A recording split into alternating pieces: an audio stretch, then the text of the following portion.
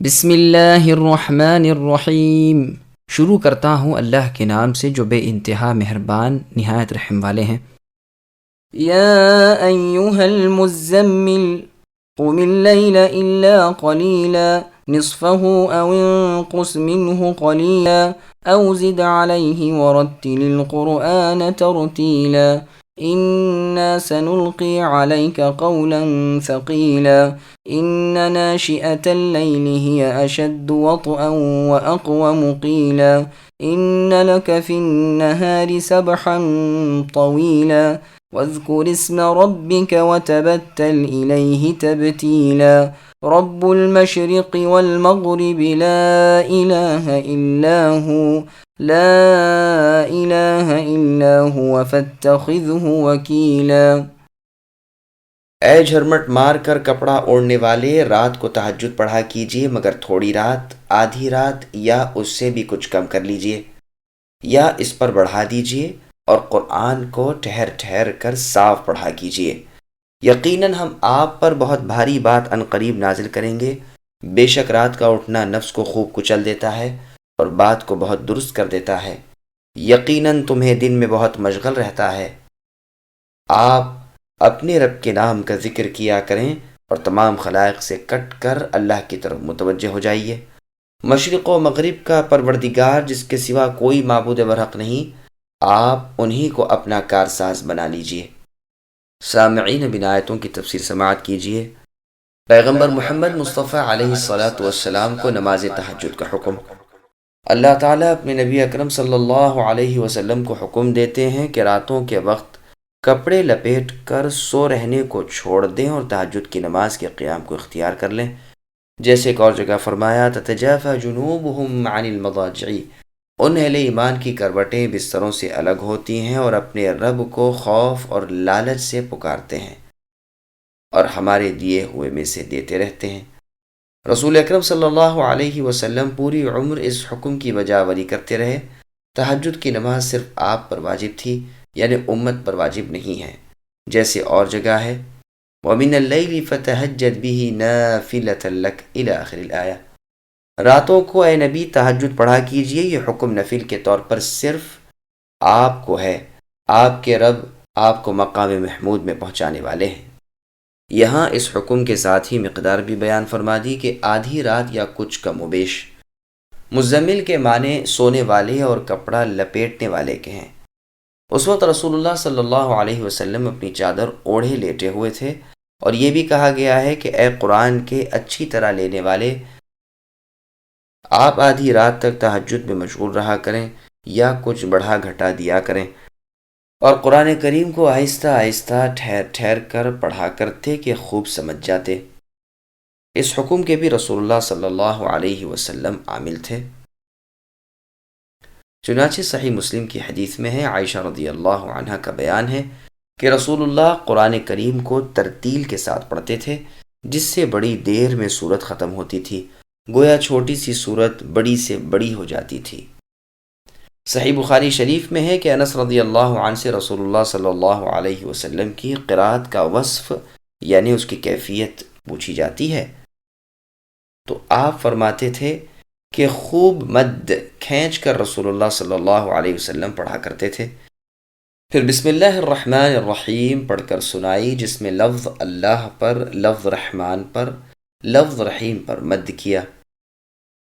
مسند احمد کی ایک حدیث میں ہے کہ قرآن کے قاری سے قیامت کے دن کہا جائے گا کہ پڑھتا جا اور چڑھتا جا اور ترتیل یعنی ٹھہر ٹھہر کر پڑھ، جیسے دنیا میں ترتیل سے پڑھا کرتا تھا، تیرا درجہ وہ ہے جہاں تیری آخری آیت ختم ہو۔ یہ حدیث ابو داؤد و ترمذی اور نسائی میں بھی ہے، اور امام ترمذی اسے حسن صحیح کہتے ہیں۔ ہم نے اس تفسیر کے شروع میں وہ احادیث وارد کر دی ہیں جو ترتیل کے مستحب ہونے اور اچھی آواز سے قرآن پڑھنے پر دلالت کرتی ہیں، جیسے وہ حدیث جس میں ہے کہ قرآن کو اپنی آوازوں سے مزین کرو۔ اس حدیث کو امام ابو داؤد اور نسائی وغیرہ نے نکالا ہے۔ نیز صحیح بخاری اور ابو داؤد وغیرہ کی حدیث میں ہے کہ وہ شخص ہم میں سے نہیں یعنی مسلمان نہیں جو خوش آوازی سے قرآن نہ پڑھے۔ اور صحیح بخاری میں ابو موسیٰ الاشعری رضی اللہ عنہ کی نسبت رسول اللہ کا یہ فرمانا کہ اسے آل داؤد کی خوش آوازی عطا کی گئی ہے۔ اور عبداللہ ابن مسعود رضی اللہ عنہ کا یہ فرمان کہ ریت کی طرح قرآن کو نہ پھیلاؤ اور شعروں کی طرح قرآن کو بے تہذیبی سے نہ پڑھو، اس کے عجائب پر غور کرو اور دلوں میں اثر لیتے جاؤ، اور اس کے پیچھے نہ پڑ جاؤ کہ جلد صورت ختم ہو۔ بخاری اور مسلم کی حدیث میں ہے کہ ایک شخص نے آ کر ابن مسعود رضی اللہ عنہ سے کہا کہ میں نے مفصل کی تمام صورتیں آج کی رات ایک ہی رکعت میں پڑھ ڈالیں۔ آپ نے فرمایا کہ پھر تو نے شعروں کی طرح جلدی جلدی پڑھا ہوگا۔ مجھے وہ برابر کی صورتیں خوب یاد ہیں جنہیں رسول اللہ صلی اللہ علیہ وسلم ملا کر پڑھا کرتے تھے۔ پھر مفصل صورتوں میں سے 20 صورتوں کے نام لیے کہ ان میں سے 2 صورتیں رسول اللہ ایک ایک رکعت میں پڑھا کرتے تھے۔ پھر اللہ تعالیٰ فرماتے ہیں کہ ہم آپ پر اے نبی عنقریب بھاری بوجھل بات اتاریں گے، یعنی عمل میں ثقیل ہوگی اور اترتے وقت بوجہ اپنی عظمت کے گراں قدر ہوگی۔ زید بن ثابت رضی اللہ عنہ فرماتے ہیں کہ ایک مرتبہ رسول اللہ صلی اللہ علیہ وسلم پر وحی اتری، اس وقت آپ کا گھٹنا میرے گھٹنے پر تھا۔ وحی کا اتنا بوجھ پڑا کہ میں تو ڈرنے لگا کہ میری ران کہیں ٹوٹ نہ جائے۔ یہ روایت بخاری میں ہے۔ صحیح بخاری کے شروع میں ہے کہ حارث ابن ہشام رضی اللہ عنہ پوچھتے ہیں، اے اللہ کے رسول، آپ کے پاس وحی کس طرح آتی ہے؟ آپ نے فرمایا، کبھی تو گھنٹی کی آواز کی طرح ہوتی ہے جو مجھ پر بہت بھاری پڑتی ہے، اور جب وہ گنگناہٹ کی آواز ختم ہو جاتی ہے تو اس دوران میں جو کچھ کہا گیا تھا وہ مجھے خوب محفوظ ہو جاتا ہے، اور کبھی فرشتہ انسانی صورت میں میرے پاس آتا ہے اور مجھ سے کلام کرتا ہے اور میں یاد کر لیتا ہوں۔ عائشہ رضی اللہ عنہ فرماتی ہیں کہ میں نے دیکھا ہے کہ سخت جاڑے والے دن میں بھی جب آپ پر وحی اتر چکی ہوتی تو آپ کی پیشانی مبارک سے پسینے کے قطرے ٹپکنے لگتے۔ مسند احمد میں ہے کہ کبھی اونٹنی پر رسول اللہ سوار ہوتے اور اسی حالت میں وحی آتی تو اونٹنی جھک جاتی۔ ابن جریر میں بھی یہ ہے کہ پھر جب تک وحی ختم نہ ہو لیتی اونٹنی سے قدم نہ اٹھایا جاتا اور نہ اس کی گردن اونچی ہوتی۔ مطلب یہ ہے کہ خود وحی کا اترنا بھی اہم اور بوجھل تھا، پھر احکام کا بجا لانا اور ان کا عامل ہونا بھی ایسا ہی تھا۔ یہی قول امام ابن جریر رحمۃ اللہ علیہ کا ہے۔ عبد الرحمن رحمۃ اللہ علیہ سے منقول ہے کہ جس طرح دنیا میں یہ ثقیل کام ہے اسی طرح آخرت میں اجر بھی بھاری ملے گا۔ پھر آگے اللہ فرماتے ہیں کہ رات کا اٹھنا نفس کو زیر کرنے کے لیے اور زبان کو درست کرنے کے لیے اکسیر ہے۔ نشأ کے معنی حبشی زبان میں قیام کرنے کے ہیں۔ رات بھر میں جب اٹھے اسے ناشئۃ اللیل کہتے ہیں۔ تہجد پڑھنے کے فوائد۔ تہجد کی نماز کی خوبی یہ ہے کہ دل اور زبان ایک ہو جاتا ہے، اور تلاوت کے جو الفاظ زبان سے نکلتے ہیں دل میں گڑ جاتے ہیں، اور بنسبت دن کے رات کی تنہائی میں معنی مطلب خوب ذہن نشین ہو جاتا ہے، کیونکہ دن بھیڑ بھاڑ کا، شور و غل کا، کمائی دھندے کا وقت ہوتا ہے۔ انس رضی اللہ عنہ نے اقوم قیلن کو اصوب قیلن پڑھا تو لوگوں نے کہا ہم تو اقوم پڑھتے ہیں۔ آپ نے فرمایا اقوم اصوب احیأ، اور ان جیسے سب الفاظ ہم معنی ہیں۔ پھر فرماتے ہیں دن میں آپ کو بہت فراغت ہے، نیند کر سکتے ہیں، سو اور بیٹھ سکتے ہیں، راحت حاصل کر سکتے ہیں، نوافل بکثرت ادا کر سکتے ہیں، اپنے دنیاوی کام کاج پورے کر سکتے ہیں، پھر رات کو آخرت کے کام کے لیے خاص کر لیجئے۔ اس بنا پر یہ حکم اس وقت تھا جب رات کی نماز فرض تھی، پھر اللہ تبارک و تعالیٰ نے اپنے بندوں پر احسان کیا اور بطور تخفیف کے اس میں کمی کر دی اور فرمایا تھوڑی سی رات قیام کرو۔ اس فرمان کے بعد عبد الرحمن ابن زید ابن اسلم رحمۃ اللہ علیہ نے ان ربک سے فقرؤوا ما تیسر منہ تک پڑھا اور آیت ومن اللیل کی بھی تلاوت کی۔ آپ کا یہ قول ہے بھی ٹھیک۔ مسند احمد میں ہے کہ سعید ابن ہشام رحمۃ اللہ علیہ نے اپنی بیوی کو طلاق دے دی اور مدینے کی طرف چلے تاکہ وہاں کے اپنے مکانات بیچ ڈالیں اور ان کی قیمت سے ہتھیار وغیرہ خرید کر جہاد میں جائیں اور رومیوں سے لڑتے رہیں، یہاں تک کہ یا تو روم فتح ہو یا شہادت نصیب ہو۔ مدینہ شریف میں اپنی قوم والوں سے ملے اور اپنا ارادہ ظاہر کیا تو انہوں نے کہا سنو، رسول اللہ صلی اللہ علیہ وسلم کی حیات میں آپ ہی کی قوم میں سے 6 شخصوں نے یہی ارادہ کیا تھا کہ عورتوں کو طلاقیں دے دیں، مکانات وغیرہ بیچ ڈالیں اور اللہ کی راہ میں کھڑے ہو جائیں۔ رسول اکرم صلی اللہ علیہ وسلم کو جب یہ معلوم ہوا تو آپ نے ان سے فرمایا، کیا جس طرح میں کرتا ہوں اس طرح کرنے میں تمہارے لیے اچھائی نہیں ہے؟ خبردار ایسا نہ کرنا، اپنے ارادے سے باز آ جاؤ۔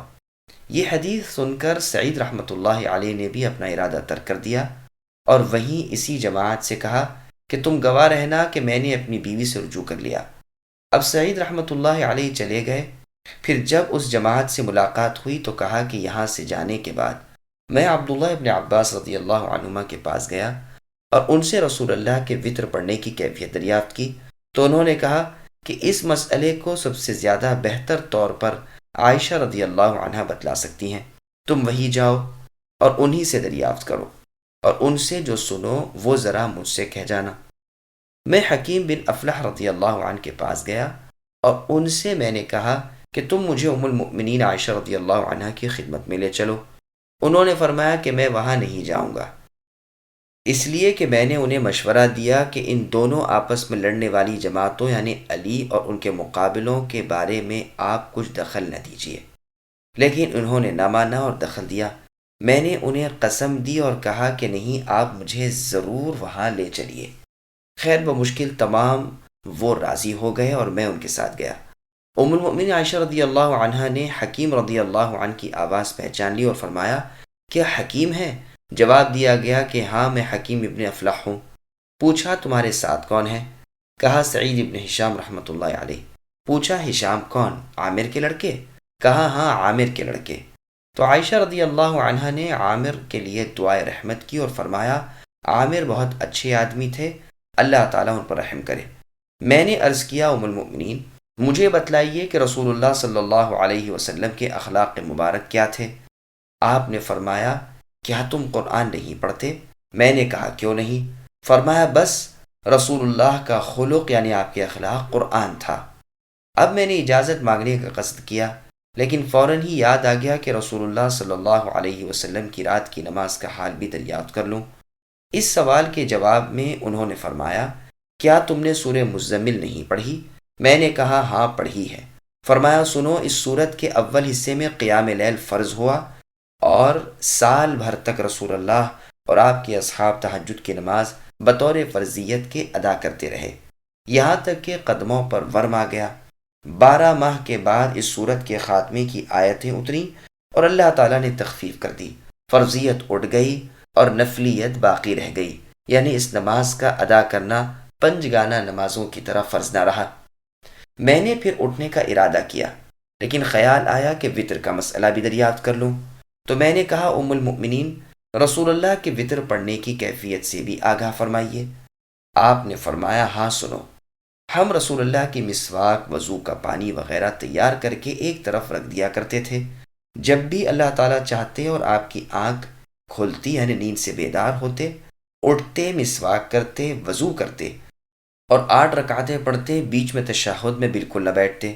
8ویں رکعت پوری کر کے رسول اللہ اتحیات میں بیٹھتے، اللہ تبارک و تعالی کا ذکر کرتے، دعا کرتے اور زور سے سلام پھیرتے کہ ہم بھی سن لیں۔ پھر بیٹھے ہی بیٹھے 2 رکعتیں اور ادا کرتے اور ایک وطر پڑھتے۔ بیٹا، یہ سب مل کر 11 رکعتیں ہوئیں۔ پھر جب رسول اللہ عمر رسیدہ ہو گئے اور بدن بھاری ہو گیا تو رسول اللہ نے 7 وطر پڑھے، پھر سلام پھیرنے کے بعد بیٹھ کر 2 رکعتیں ادا کی۔ بس بیٹا، یہ 9 رکعتیں ہوئیں۔ اور رسول اللہ کی عادت مبارکہ تھی کہ جب کسی نماز کو پڑھتے تو اس پر مداومت یعنی ہمیشگی اختیار کرتے۔ ہاں، اگر کسی شغل یا نیند یا دکھ تکلیف اور بیماری کی وجہ سے رات کو نماز نہ پڑھ سکتے تو دن کو 12 رکعت ادا فرما لیا کرتے۔ میں نہیں جانتی کہ کسی ایک رات میں رسول اللہ نے پورا قرآن صبح تک پڑھا ہو اور نہ رمضان کے سوا کسی اور مہینے کے پورے روزے رکھے ہوں۔ اب میں ام المؤمنین عائشہ رضی اللہ عنہا سے رخصت ہو کر ابن عباس رضی اللہ عنہما کے پاس آیا اور وہاں کے تمام سوال و جواب دہرائے۔ آپ نے سب کی تصدیق کی اور فرمایا، اگر میری بھی آمد و رفت ان کے پاس ہوتی تو جا کر خود اپنے کانوں سے سن آتا۔ یہ حدیث صحیح مسلم شریف میں بھی ہے۔ ابن جریر میں ہے کہ عائشہ رضی اللہ عنہ فرماتی ہیں کہ میں نبی اکرم صلی اللہ علیہ وسلم کے لیے بوریا رکھ دیا کرتی جس پر آپ تہجد کی نماز ادا فرما لیا کرتے۔ لوگوں نے کہیں یہ خبر سن لی اور رات کی نماز میں رسول اکرم صلی اللہ علیہ وسلم کی اقتدا کرنے کے لیے وہ بھی آ گئے۔ رسول اکرم صلی اللہ علیہ وسلم غضبناک ہو کر باہر نکلے، چونکہ آپ کو امت پر شفقت و رحمت تھی اور ساتھ ہی ڈر تھا کہ ایسا نہ ہو کہ یہ نماز فرض ہو جائے، لہٰذا آپ ان سے فرمانے لگے کہ لوگو، انہی اعمال کی تکلیف اٹھاؤ جن کی تم میں طاقت ہو، اللہ تعالیٰ ثواب دینے سے نہیں تھکیں گے، البتہ تم عمل کرنے سے تھک جاؤ گے۔ سب سے بہتر عمل وہ ہے جس پر مداومت ہو سکے، یعنی ہمیشگی، اور انسان اس سے نبھا سکے۔ ادھر قرآن کریم میں یہ آیتیں اتریں اور صحابہ رضی اللہ عنہم نے قیام لیل شروع کیا، یہاں تک کہ رسیاں باندھنے لگے کہ نیند نہ آ جائے۔ 8 مہینے اسی طرح گزر گئے۔ ان کی اس کوشش کو جو وہ اللہ تعالیٰ کی رضامندی کی طلب میں کر رہے تھے، دیکھ کر اللہ تعالیٰ نے بھی ان پر رحم کیا اور اسے فرض عشاء کی طرف لوٹا دیا اور قیام لیل چھوڑ دیا گیا۔ یہ روایت ابن ابی حاتم میں بھی ہے، لیکن اس کا راوی موسیٰ ابن عبیدہ ربضی ضعیف ہے۔ اصل حدیث بغیر سورہ مزمل کے نازل ہونے کے ذکر کے صحیح مسلم میں بھی ہے، اور اس حدیث کے الفاظ کی روانی سے تو یہ پایا جاتا ہے کہ یہ سورہ مدینے میں نازل ہوئی، حالانکہ دراصل یہ سورت مکہ مکرمہ میں اتری ہے۔ اسی طرح اس روایت میں ہے کہ 8 مہینے کے بعد اس کی آخری آیتیں نازل ہوئیں۔ یہ قول بھی عجیب و غریب ہے۔ صحیح قول وہ ہے جو بحوالہ مسند پہلے گزر چکا کہ سال بھر کے بعد آخری آیتیں نازل ہوئیں۔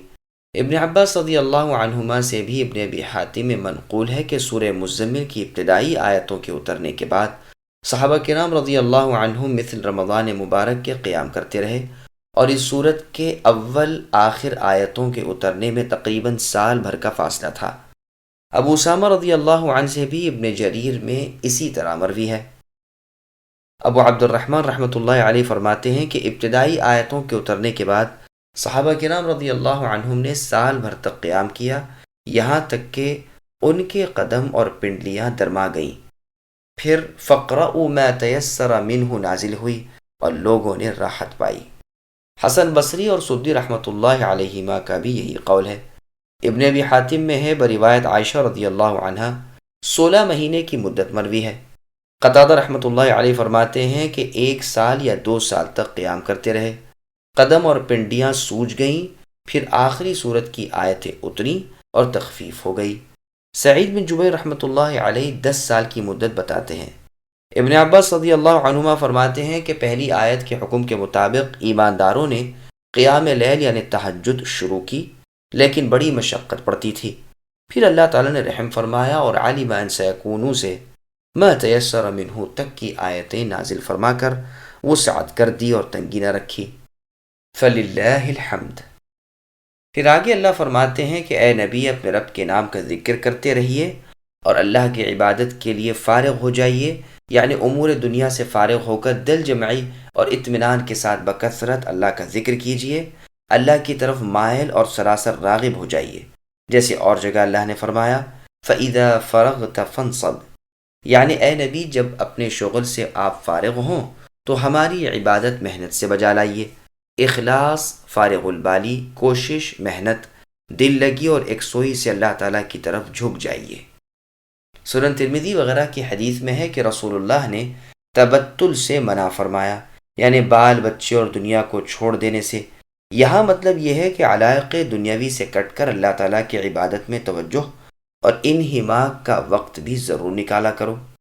اللہ مالک ہیں، متصرف ہیں، مشرق مغرب سب اللہ ہی کے قبضے میں ہے، اللہ کے سوا عبادت کے لائق کوئی نہیں۔ تو جس طرح صرف اللہ ہی کی عبادت کرتے رہیے، اسی طرح صرف اللہ ہی پر بھروسہ بھی رکھیے، جیسے اور آیت میں اللہ نے فرمایا فَاعْبُدْهُ وَتَوَكَّلْ عَلَيْهِ، اے نبی اللہ ہی کی عبادت کیجیے اور اللہ ہی پر بھروسہ رکھیے۔ یہی مضمون ایاک نعبد و ایاک نستعین میں بھی ہے۔ اس معنی کی اور بھی بہت سی آیتیں ہیں کہ عبادت، اطاعت، توکل اور بھروسے کے لائق ایک اللہ ہی کی پاک ذات ہے۔ واصبر على ما يقولون واهجرهم هجرا جميلا وذرني والمكذبين أولي النعمة ومهلهم قليلا إن لدينا أنكالا وجحيما وطعاما ذا غصة وعذابا أليما يوم ترجف الأرض والجبال وكانت الجبال كثيبا مهيلا إنا أرسلنا إليكم رسولا شاهدا عليكم كما أرسلنا إلى فرعون رسولا فعصى فرعون الرسول فأخذناه أخذا وبيلا فكيف تتقون إن كفرتم يوما يجعل الولدان شيبا السماء منفطر به كان وعده مفعولا۔ اور اے نبی، جو کچھ وہ یعنی کفار و مشرکین کہیں آپ سہاریے اور انہیں اچھی طرح چھوڑے رکھیے، اور مجھے اور ان جھٹلانے والے آسودہ حال لوگوں کو چھوڑ دیجیے اور انہیں ذرا سی مہلت دیجیے۔ یقیناً ہمارے ہاں سخت بیڑیاں ہیں اور سلگتی ہوئی جہنم ہے، اور حلق میں اٹکنے والا کھانا ہے، اور درد دینے والا عذاب ہے۔ جس دن زمین اور پہاڑ تھر تھرا جائیں گے اور پہاڑ مثل بھربری ریت کے ٹیلوں کے ہو جائیں گے۔ ہم نے تو تمہاری طرف بھی تم پر گواہی دینے والا رسول بھیج دیا، جیسے کہ ہم نے فرعون کے پاس رسول بھیجا تھا۔ فرعون نے اس رسول کی نافرمانی کی جس کی بنا پر ہم نے اسے سخت وبال کی پکڑ میں لیا۔ تم اگر کافر رہے تو اس دن کیسے پناہ پاؤ گے جو دن بچوں کو بوڑھا کر دے گا، جس دن آسمان پھٹ جائے گا۔ اللہ تعالیٰ کا یہ وعدہ ہو کر ہی رہنے والا ہے۔ سامعین، اب ان آیتوں کی تفسیر سماعت کیجیے۔ منکروں کے لیے عذاب۔ اللہ تبارک و تعالی اپنے نبی کو کفار کی تان آمیز باتوں پر صبر کرنے کی ہدایت کرتے ہیں اور فرماتے ہیں کہ انہیں ان کے حال پر بغیر ڈانٹ ٹپٹ کے ہی چھوڑ دیجیے، میں خود ان سے نمٹ لوں گا۔ میرے غضب اور غصے کے وقت دیکھ لوں گا کہ کیسے یہ لوگ نجات پاتے ہیں۔ ہاں، ان کے مالدار خوشحال لوگوں کو جو بے فکرے ہیں اور تمہیں نبی ستانے کے لیے باتیں بنا رہے ہیں، جن پر دوہرے حقوق ہیں، مال کے اور جان کے، اور یہ ان میں سے ایک بھی ادا نہیں کرتے، تو ان سے بے تعلق ہو جائیے، پھر دیکھیے کہ میں ان کے ساتھ کیا کرتا ہوں۔ تھوڑی دیر دنیا میں تو چاہے یہ فائدہ اٹھا لیں، مگر انجام کار عذابوں میں پھنسیں گے، اور عذاب بھی کون سے؟ سخت قید و بند کے اور بدترین بھڑکتی ہوئی نہ بجھنے والی اور نہ کم ہونے والی آگ کے، اور اس کھانے کے جو حلق میں جا کر اٹک جائے گا، نہ نگل سکیں گے نہ اگل سکیں گے، اور بھی طرح طرح کے المناک عذاب ہوں گے۔ پھر وہ وقت بھی وہ ہوگا جب زمینوں میں اور پہاڑوں پر زلزلہ پڑا ہوا ہوگا، اور سخت اور بڑی چٹانوں والے پہاڑ آپس میں ٹکرا ٹکرا کر چور چور ہو گئے ہوں گے، جیسے بھربھری ریت کے بکھرے ہوئے ذرے ہوں، جنہیں ہوا ادھر سے ادھر لے جائے گی اور نام و نشان تک مٹا دے گی، اور زمین ایک چٹیل صاف میدان کی طرح رہ جائے گی جس میں کہیں اونچ نیچ نظر نہ آئے گی۔ کفار کی گرفت۔ پھر آگے اللہ فرماتے ہیں کہ اے لوگو، اور خصوصاً اے کافرو، ہم نے تم پر گواہی دینے والا اپنا صادق رسول محمد مصطفیٰ صلی اللہ علیہ وسلم تم میں بھیج دیا ہے، جیسا کہ فرعون کے پاس ہم نے اپنے احکام کے پہنچا دینے کے لیے اپنے ایک رسول یعنی موسیٰ و عیسیٰ علیہم السلام کو بھیجا تھا۔ فرعون نے جب اس رسول کی نافرمانی کی تو تم جانتے ہو ہم نے اسے بری طرح برباد کیا اور سختی سے پکڑ لیا۔ اسی طرح یاد رکھو، اگر اس نبی کی تم نے بھی نہ مانی تو تمہاری بھی خیر نہیں، عذاب الہی تم پر بھی اتر آئیں گے اور تہس نہس کر دیے جاؤ گے۔ کیونکہ یہ رسول رسولوں کے سردار ہیں، ان کے جھٹلانے کا وبال بھی اور وبالوں سے بڑا ہے۔ اس کے بعد کی آیت کے دو معنی ہیں۔ ایک تو یہ کہ اگر تم نے کفر کیا تو بتاؤ تو صحیح کہ اس دن کے عذابوں سے کیسے نجات حاصل کرو گے، جس دن کی ہیبت، خوف اور ڈر بچوں کو بوڑھا کر دے گا۔ اور دوسرے معنی یہ کہ اگر تم نے اتنے بڑے ہولناک دن کا بھی کفر کیا اور اس کے بھی منکر رہے تو تمہیں تقوی اور اللہ تعالیٰ کا ڈر کیسے حاصل ہوگا۔ گو یہ دونوں معنی نہایت عمدہ ہیں، لیکن اول معنی اولا ہیں۔ واللہ عالم۔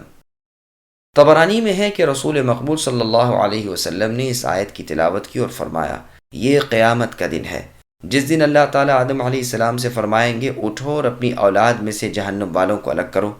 وہ پوچھیں گے، اللہ تعالیٰ کتنی تعداد میں سے کتنے؟ حکم ہوگا کہ ہر 1000 میں سے 999۔ یہ سنتے ہی مسلمانوں کے تو ہوش اڑ گئے اور گھبرا گئے۔ رسول اللہ بھی ان کے چہرے دیکھ کر سمجھ گئے اور بطور تشفی کے فرمایا، سنو، بنو آدم بہت سے ہیں، یعنی آدم علیہ السلام کی اولاد۔ یاجوج و ماجوج بھی اولاد آدم میں سے ہیں، جن میں سے ایک ایک اپنے پیچھے خاص اپنی سلبی اولاد 1,000 چھوڑ کر جاتا ہے۔ پس ان میں اور ان جیسوں میں مل کر جہنم والوں کی تعداد ہو جائے گی، اور جنت تمہارے لیے اور تم جنت کے لیے ہو جاؤ گے۔ یہ حدیث غریب ہے اور سورہ حج کی تفسیر کے شروع میں اس جیسی احادیث کا تذکرہ گزر چکا ہے۔ اس دن کی ہیبت اور دہشت کے مارے آسمان بھی پھٹ جائے گا۔ بعضوں نے ضمیر کا مرجع اللہ تعالیٰ کی طرف کیا ہے، لیکن یہ قوی نہیں، اس لیے کہ یہاں ذکر ہی نہیں۔ اس دن کا وعدہ یقیناً سچ ہے اور ہو کر ہی رہے گا، اس دن کے آنے میں کوئی شک نہیں۔ إن هذه تذكرة فمن شاء اتخذ إلى ربه سبيلا إن ربك يعلم أنك تقوم أدنى من ثلثي الليل ونصفه وثلثه وطائفة من الذين معك والله يقدر الليل والنهار علم أن لن تحصوه فتاب عليكم فاقرؤوا ما تيسر من القرآن علم أن سيكون منكم مرضى وآخرون يضربون في الأرض يبتغون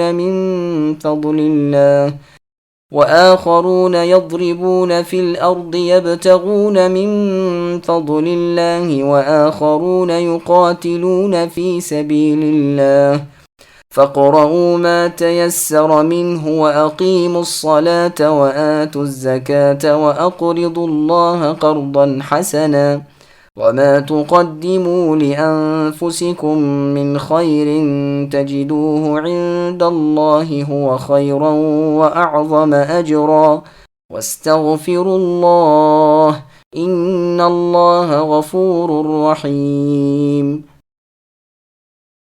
بے شک یہ نصیحت ہے، پس جو چاہے اپنے رب کی طرف راہ اختیار کر لے۔ آپ کے رب بخوبی جانتے ہیں کہ آپ اور آپ کے ساتھ کے لوگوں کی ایک جماعت قریب 2/3 رات کے اور آدھی رات کے اور 1/3 رات کے تہجد پڑھتے ہیں، اور رات دن کا پورا اندازہ اللہ تعالیٰ کو ہے۔ وہ خوب جانتے ہیں کہ تم اسے ہرگز نہ نبھا سکو گے، پس اللہ نے تم پر مہربانی کی، لہٰذا جتنا قرآن پڑھنا تمہارے لیے آسان ہو اتنا ہی پڑھو۔ وہ اللہ جانتے ہیں کہ تم میں بعض بیمار بھی ہوں گے، بعض دوسرے زمین میں چل پھر کر اللہ تعالیٰ کا فضل یعنی روزی بھی تلاش کریں گے، اور کچھ لوگ اللہ تعالیٰ کی راہ میں جہاد بھی کریں گے۔ سو تم بآسانی جتنا قرآن پڑھ سکو پڑھو، اور نماز کی پابندی رکھو، اور زکوٰۃ دیتے رہا کرو، اور اللہ تعالیٰ کو اچھا قرض دو، اور جو نیکی تم اپنے لیے آگے بھیجو گے اسے اللہ تعالیٰ کے ہاں بہتر سے بہتر اور ثواب میں بہت زیادہ پاؤ گے۔ اللہ تعالیٰ سے معافی مانگتے رہو، یقیناً اللہ تعالیٰ بخشنے والے مہربان ہیں۔ سامعین، اب ان آیتوں کی تفصیل سماعت کیجیے۔ اللہ تعالیٰ فرماتے ہیں کہ یہ صورت عقل مندوں کے لیے سراسر نصیحت و عبرت ہے۔ جو بھی طالب ہدایت ہو وہ مرضی مولا سے ہدایت کا راستہ پالے گا اور اپنے رب کی طرف پہنچ جانے کا ذریعہ حاصل کر لے گا۔ جیسے دوسری صورت میں اللہ نے فرمایا، وَمَا تَشَاءُونَ إِلَّا أَن يَشَاءَ اللَّهُ إِنَّ اللَّهَ كَانَ عَلِيمًا حَكِيمًا۔ تمہاری چاہت کام نہیں آتی، وہی ہوتا ہے جو اللہ تعالیٰ کا چاہا ہوا ہو۔ صحیح علم والے اور پوری حکمت والے اللہ تعالیٰ ہی تو ہیں۔ پھر آگے اللہ فرماتے ہیں کہ اے نبی صلی اللہ علیہ وسلم، آپ کا اور آپ کے اصحاب کی ایک جماعت کا کبھی 2/3 رات تک قیام لیل میں مشغول رہنا، کبھی آدھی رات اسی میں گزارنا، کبھی 1/3 رات تک تہجد پڑھنا اللہ تعالیٰ کو بخوبی معلوم ہے۔ گو تمہارا مقصد ٹھیک اس وقت کو پورا کرنا نہیں ہوتا، اور ہے بھی وہ مشکل کام، کیونکہ رات دن کا صحیح اندازہ اللہ ہی کو ہے۔ کبھی دونوں برابر ہوتے ہیں، کبھی رات چھوٹی دن بڑا، کبھی دن چھوٹا رات بڑی۔ اللہ تعالیٰ جانتے ہیں کہ اس کو نبھانے کی طاقت تم میں نہیں، تو اب رات کی نماز اتنی ہی پڑھو جتنی تم بآسانی پڑھ سکو۔ کوئی وقت مقرر نہیں کہ فرضاً اتنا وقت لگانا ہی ہوگا۔ یہاں صلاۃ کی تعبیر قرات سے کی ہے، جیسے سورہ سبحان یعنی بنی اسرائیل میں ہے، وَلَا تَجْهَرْ بِصَلَاتِكَ، یعنی اپنی قرات نہ تو بلند کیجیے اے نبی، نہ بالکل پست کیجیے۔ فاتحہ خلف الامام کا مسئلہ۔ ابو حنیفہ کے اصحاب نے اس آیت سے استدلال کر کے مسئلہ کہا ہے کہ نماز میں سورہ فاتحہ ہی کا پڑھنا متعین نہیں، اسے پڑھے خواہ اور کہیں سے پڑھ لے، گو ایک ہی آیت پڑھنا کافی ہے۔ اور پھر اس مسئلے کی مضبوطی اس حدیث سے کی ہے جس میں ہے کہ بہت جلدی نماز ادا کرنے والے کو رسول اللہ صلی اللہ علیہ وسلم نے فرمایا تھا کہ پھر پڑھ جو آسان ہو تیرے ساتھ قرآن سے۔ یہ روایت بخاری اور مسلم کی ہے، اور جمہور نے انہیں یہ جواب دیا ہے کہ بخاری اور مسلم کی عبادہ بن صامت رضی اللہ عنہ والی حدیث میں آ چکا ہے کہ رسول اللہ صلی اللہ علیہ وسلم نے فرمایا کہ نماز نہیں ہے مگر یہ کہ تو سورہ فاتحہ پڑھے۔ اور صحیح مسلم میں بروایت ابو ہریرہ رضی اللہ عنہ مروی ہے کہ رسول اللہ صلی اللہ علیہ وسلم نے فرمایا، ہر وہ نماز جس میں سورہ فاتحہ نہ پڑھی جائے وہ بالکل ادھوری، محض ناکارہ، ناقص اور ناتمام ہے۔ صحیح ابن خزیمہ میں بھی انہی کی روایت سے مروی ہے کہ رسول اللہ نے فرمایا کہ نماز نہیں ہوتی اس شخص کی جو سورہ فاتحہ نہ پڑھے۔ پس ٹھیک قول جمہور کا ہی ہے کہ ہر نماز کی ہر رکعت میں سورہ فاتحہ کا پڑھنا لازمی اور متعین ہے، خواہ امام ہو خواہ مقتدی، خواہ فرض نماز ہو یا نفل، خواہ جہری ہو یا سری، خواہ مسافر کی نماز ہو یا پھر مقیم کی، خواہ دن کی نماز ہو یا رات کی، خواہ فرض ہو کہ نفل ہو، بہر صورت فاتحہ کا پڑھنا ہر ایک پر ہر رکعت میں لازم ہے۔ پھر آگے اللہ فرماتے ہیں کہ اللہ تعالیٰ کو معلوم ہے کہ اس امت میں عذر والے لوگ بھی ہیں جو قیام لیل کے ترک پر معذور ہیں، مثلا بیمار کے جنہیں اس کی طاقت نہیں، مسافر کے روزی کی تلاش میں ادھر ادھر جا آ رہے ہیں، مجاہد جو اہم تر شغل میں مشغول ہیں۔ یہ آیت بلکہ یہ پوری صورت مکی ہے، مکے میں نازل ہوئی۔ اس وقت جہاد نہیں تھا بلکہ مسلمان نہایت پست حالت میں تھے۔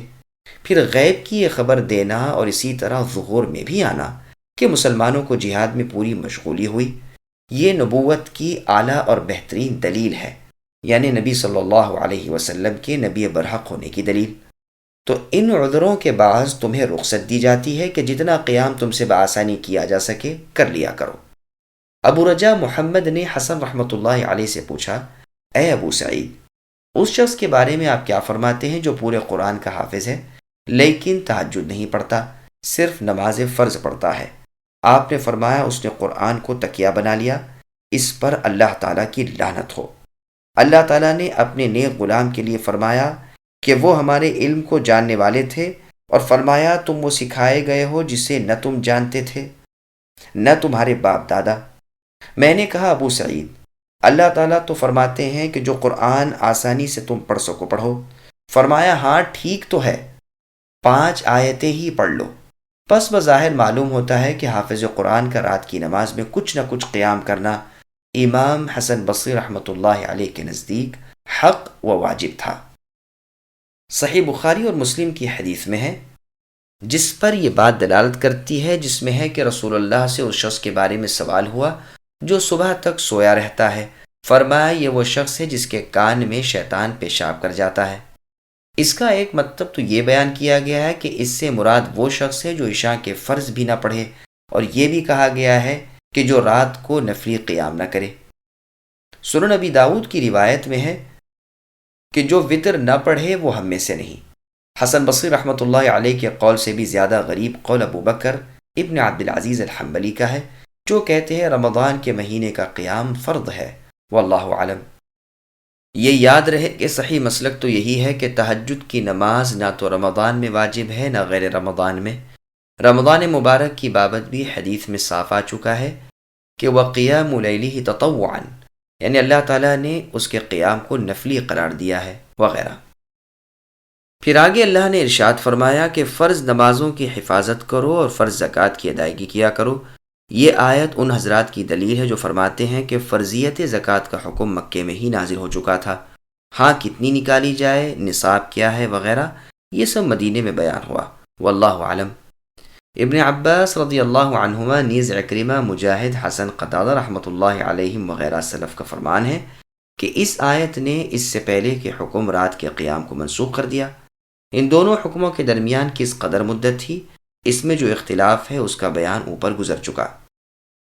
بخاری و مسلم کی حدیث میں ہے کہ رسول اللہ نے ایک شخص سے فرمایا 5 نمازیں دن رات میں فرض ہیں۔ اس نے پوچھا اس کے سوا بھی کوئی نماز مجھ پر فرض ہے؟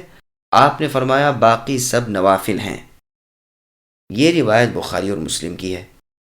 فی سبیل اللہ خرچ کرو۔ پھر آگے اللہ فرماتے ہیں کہ اللہ تعالیٰ کو اچھا قرض دو، یعنی اللہ کی راہ میں صدقہ خیرات کرتے رہو، جس پر اللہ تعالیٰ تمہیں بہت بہتر اور اعلیٰ اور پورا بدلہ دیں گے۔ جیسے اور جگہ ہے، ایسا کون ہے جو اللہ تعالیٰ کو قرض حسنہ دے اور اللہ تعالیٰ اسے بہت کچھ بڑھائے چڑھائے۔ تم جو بھی نیکیاں کر کے بھیجو گے وہ تمہارے لیے اس چیز سے جسے تم پیچھے چھوڑ کر جاؤ گے بہت ہی بہتر اور اجر و ثواب میں بہت ہی زیادہ ہے۔ ابو یعلا موصلی کی روایت میں ہے کہ رسول اللہ صلی اللہ علیہ وسلم نے اپنے اصحاب سے ایک مرتبہ پوچھا تم میں سے کون ہے جسے اپنے وارث کا مال اپنے مال سے زیادہ محبوب ہے؟ انہوں نے کہا اللہ کے رسول ہم میں سے تو ایک بھی ایسا نہیں۔ آپ نے فرمایا اور سوچ لو۔ انہوں نے کہا اللہ کے رسول یہی بات ہے۔ فرمایا سنو، تمہارا مال وہ ہے جسے تم اللہ کی راہ میں دے کر اپنے لیے آگے بھیج دو، اور جو چھوڑ جاؤ گے وہ تمہارا مال نہیں، وہ تو تمہارے وارثوں کا مال ہے۔ یہ حدیث بخاری اور مسند احمد میں بھی ہے، نیز نسائی میں بھی یہ مروی ہے۔ پھر اللہ نے آگے فرمایا کہ ذکر الہی بکثرت نبی کیا کیجیے اور اپنے تمام کاموں میں استغفار کیا کریں۔ جو استغفار کرے وہ مغفرت حاصل کر لیتا ہے، کیونکہ اللہ تعالیٰ مغفرت کرنے والے اور مہربانیوں والے ہیں۔ سامعین الحمدللہ، سورۃ المزمل کی تفسیر مکمل ہوئی۔